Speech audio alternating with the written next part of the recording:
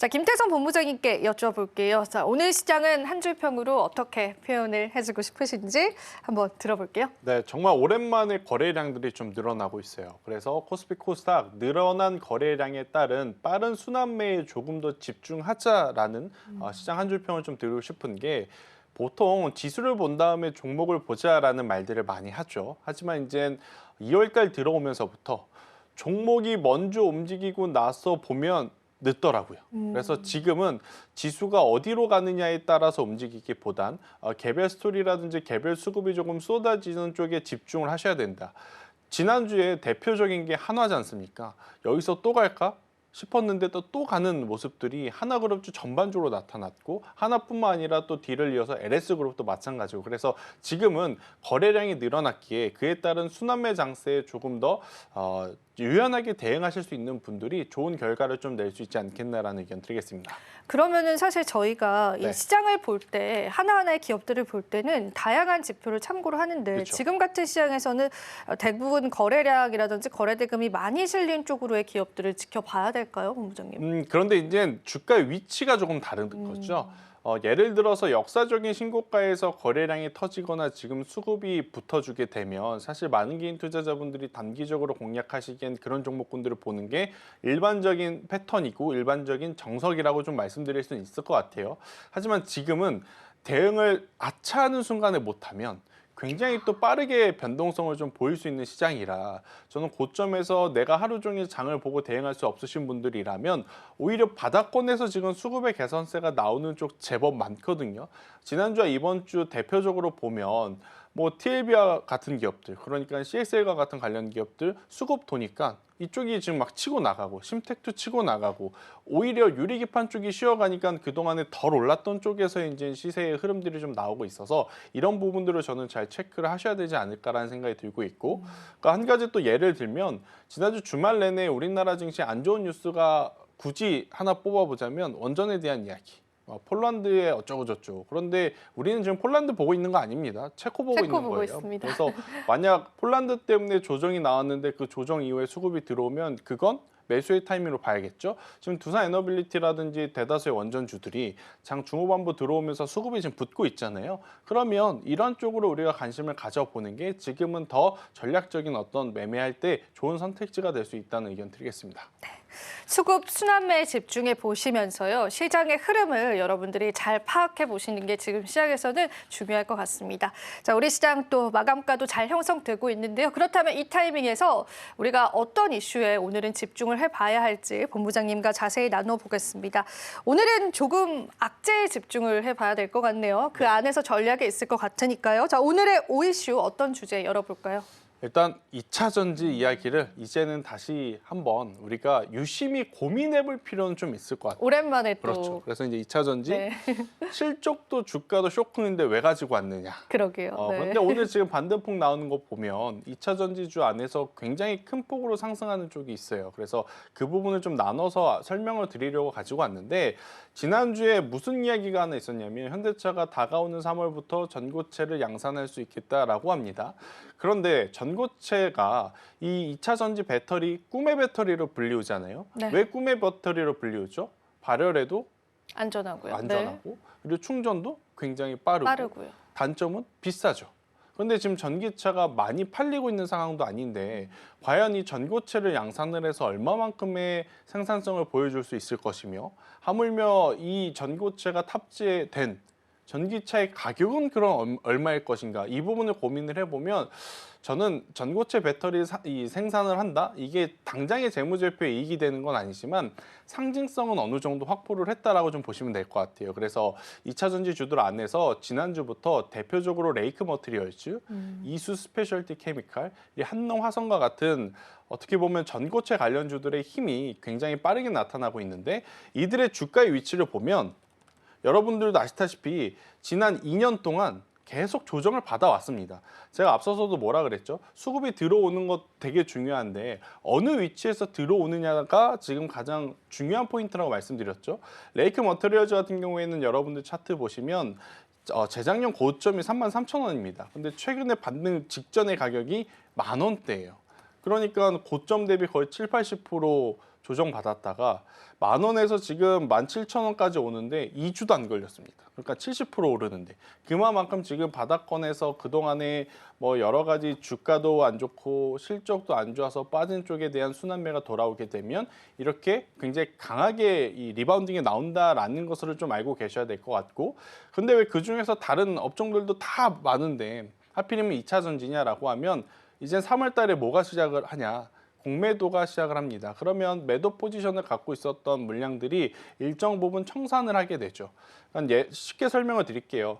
매수 포지션은 어떤 주가라든지 상품이 상승한다 베팅을 하는 겁니다. 이것을 수익 실현을 하려면 반대 포지션으로 청산을 해야 되거든요.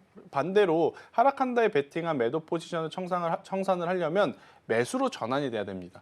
그런 과정 속에서 일시적으로 주가의 이 리바운딩 이 굉장히 강하게 나올 수 있는 쪽이 어디인가라고 생각을 해보면 2차 전지만큼 강하게 나올 쪽 찾기가 어려운 것 같아요. 그동안에 정말 많은 관심과 많은 사랑을 받았다가 조정이 이렇게 깊은 종목군들이 그런 리바운딩이 나올 때 굉장히 강하게 나오거든요. 그래서 그 기준으로 보면 단기적으로 저는 2차 전지주들에 대한 관심도는 높여볼 수 있다.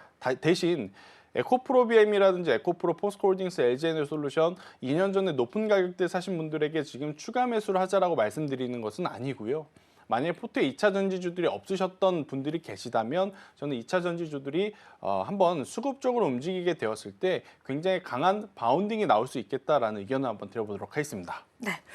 2차 전지주 이제는 바닥인가라는 이야기를 저희가 작년부터 여러분들과 같이 고민했던 것 같습니다. 그런데 이제 본부장님의 의견상 일부 종목군들에서는 바닥 구간들이 좀 확인이 되는 게 지금 확인되는데요. 근데 여기서 리스크를 좀 가져가야 될 것 같아요. 관세 리스크는 여전히 좀 있잖아요. 그래서 네. 오늘 좀 2차 전지 관련주들 자동차 업종들이 좀 안 좋은 이유 중에 하나도 4월 2일부터 트럼프 행정부가 자동차 관세를 하겠다. 이게 또 악재로 발목을 잡진 않을지 어떻게 보실까요? 3월 1일과 3월 2일이 아니라 4월 1일과 네. 4월 2일이라고 하는 것은 지금 트럼프 대통령도 미국도 어느 정도 유예 기간을 주는 거거든요. 이거 우리나라 기업인들이 더 잘 알지 않을까요? 가서 이제 뭔가 줄 건 줘야 되겠죠. 협상을 그렇죠. 이제 하는 이제 건가요? 가서 공장을 짓는다라고 하거나 아니면 지분 투자를 한다거나 이런 이야기가 나오게 되면 그래도 빠르게 조금은 무마될 가능성이 높아 보여요. 그러니까 트럼프 1기 때하고는 확연하게 다른 분위기가 지금 느껴지는 게 이번 트럼프 2기의 관세 이야기이기 때문에 너무 미리 겁먹을 필요는 없다. 우리나라 기업인들이 가서 강경하게 나갈 것 같지는 않거든요. 지금 사정을 보면. 그래서 이제 가서 이제 뭔가를 줘야 될 텐데 그 주는 무언가가 너무 무리하지만 않으면 괜찮다라고 좀 생각이 들고 있고, 사실 돈 못 버는 기업에게 돈 달라 그러면 부담이 되죠. 근데 지금 가장 대표적으로 꼽히는 자동차 현대, 기아 작년에 돈 많이 벌었습니다. 그러니까 트럼프가 준다고 해도 일정 부분은 좀 버틸 수 있는 그러한 자금력이 있지 않겠는가라는 의견을 한번 드려보도록 하겠습니다. 네.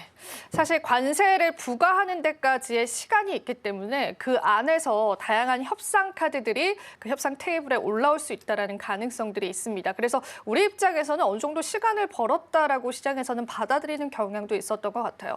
그러면은 이제 본부장님께 여쭤보고 싶은 건 앞서서도 잠시 언급을 해주셨는데 2차 전지주들의 실적입니다. 이게 실적이 사실 에코프로 그룹주들도 이번에 쫙 발표가 나면서 실적이 안 좋았지만 그 실적이 안 좋다라고 해서 이제 주가적으로 뭐 더 떨어지지는 않는 건 맞는 것 같아요. 그렇죠. 근데 만약에 앞서서 언급해주신 그런 또 유망한 기업들의 실적 쇼크가 나오거나 할 경우에는 시장에 충격은 없을까요?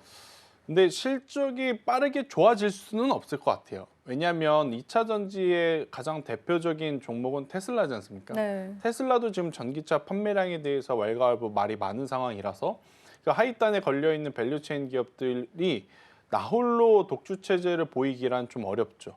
뭐 중국과 같은 그러니까 정부에서 밀어주는 기업이 아니라면 2차 전지 주들에 대한 투심 자체가 실적은 어차피 안 좋을 것이다라는 것을 전제적으로 깔고 가고 있어서 저는 실적이 안 좋게 나온다 하더라도 올해 3분기 안으로만 약간의 개선세만 보여줘도 괜찮지 않겠는가? 그런데 우리가 이번 4분기는 그냥 이해해줬단 말이에요. 그런데 1분기도 또 안 좋고 2분기도 안 좋아? 그럼 그때까지는 봐줄만 해요. 다들 힘드니까.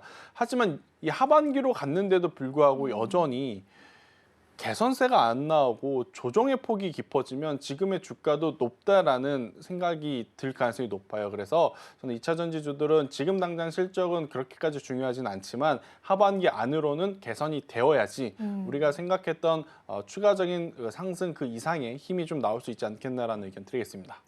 아무쪼록 실적은 주시는 해봐야 될 것 같습니다. 일단 계속 실적 성장성이 없을 경우에 시장에 영향력도 있다라는 관점에서 보시면 되겠고요.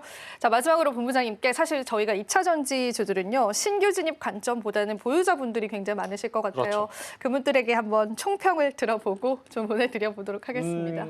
뭐 2차 전지주들 대다수가 아마 여러분들 머릿속에 정말 지우고 싶은 종목군들이 많을 거라고 생각이 들어요. 하지만 지렁이도 밟으면 꿈틀거린다고 2차 전지주들도 이제는 그 꿈틀거릴 힘이 나올 때가 저는 되었으니 조금은 더 기대해 보시는 게 맞다는 생각이 들고 있고 2차 전지주들 안에서도 저는 여러분들이 봐야 될 기업들 몇 개 있다고 생각을 합니다. 대표적으로 실적이 지금 안 좋다라고 여러 기업들이 많이 이야기가 거론이 되지만 P&T처럼 2차 전지 장비주임에도 불구하고 수주 잔고 굉장히 높고 오늘 실적이 발표가 됐는데 엄청나게 좋은 실적을 발표했어요. 그럼 이 기업들은 지금 여러분들이 다른 기업들과 주가를 비교만 하더라도 상승세가 강하다라는 것을 느낄 수 있거든요. 그래서 안 좋다 하는 쪽에서의 좋은 기업들은 오히려 그쪽으로의 수급 쏠림 현상이 나타날 수 있으니 그 기업을 찾는 스터디를 미리미리 해 놓으시는 게 더 좋지 않겠나라는 생각이 들어서요. 저는 P&T까지도 한번 꼭 여러분들이 보셨으면 좋겠다고 말씀드리겠습니다.